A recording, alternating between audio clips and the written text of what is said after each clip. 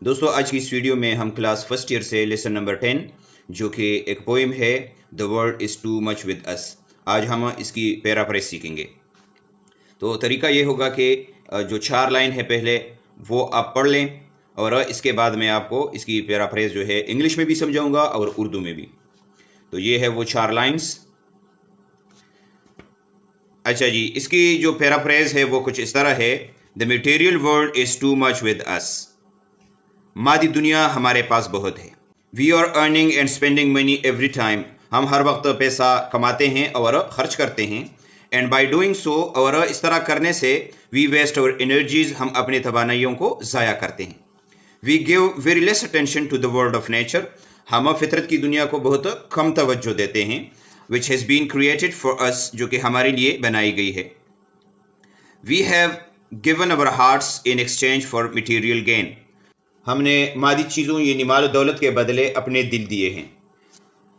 This exchange is depressingly an unpleasant gift، اور مال و دولت کے بدلے یہ دل دینا جو ہے یہ انتہائی ناخوشگوار تحفہ ہے۔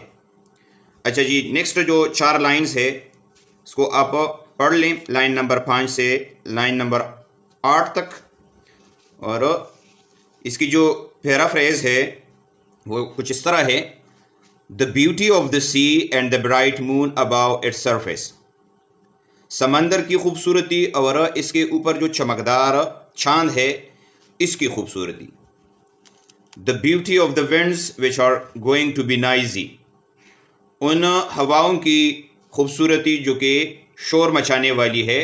But are now silent like sleeping flowers، لیکن اب وہ سوئے ہوئے پھولوں کی طرح ہے۔ اور some of the views of nature، یہ فطرت کے کئی ایک نظارے ہیں that we ignore، جس کو ہم نظر انداز کرتے ہیں، اور we do not appreciate، یا ہم یوں کہہ سکتے ہیں کہ ہم اس کی تعریف نہیں کرتے۔ اچھا جی، نیکسٹ جو آخری 6 لائن ہے لائن نمبر 9 سے لے کر لائن نمبر 14 تک، اس کو ذرا آپ پڑھ لیں، اور اس کی جو پیرافریز ہے وہ میں آپ کے ساتھ شیئر کرتا ہوں۔ اچھا، It does not have emotional effect on us، اس کا ہم پر کوئی اثر نہیں ہوتا۔ Oh my great God، اے میرے اللہ، I would like to be raised in a pagan religion، the beliefs of which are outdated now، اے میرے اللہ، میں چاہتا ہوں کہ میری پرورش مشرکوں کے مذہب میں ہوتی جس کے عقائد آج کل آؤٹ ڈیٹڈ ہے، یعنی ختم ہے۔ اچھا جی، نیکسٹ ہے: If I were a pagan, then standing on the grassy land I would see those things that would make me less depressed، یعنی اگر میں ایک پیگن ہوتا تو میں اس گھاس یا مرغزار پر کھڑا ہو کر ان چیزوں کو دیکھتا جو مجھے کم اداس کرتا۔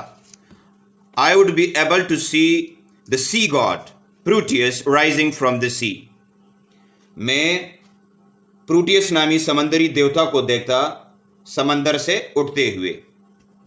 I would also be able to hear the sea god Triton blowing his decorated horn، اور میں ٹرائٹن نامی سمندری دیوتا کے پھولوں سے مزین ہارن کے بجانے کو بھی سنتا۔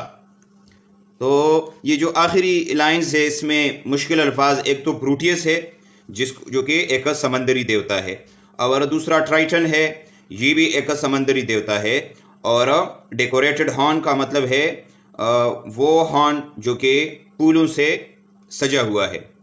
تو دوستو یہ تھا آج کا ہمارا ٹاپک، امید ہے آپ کو اس کی سمجھ آ گئی ہوگی۔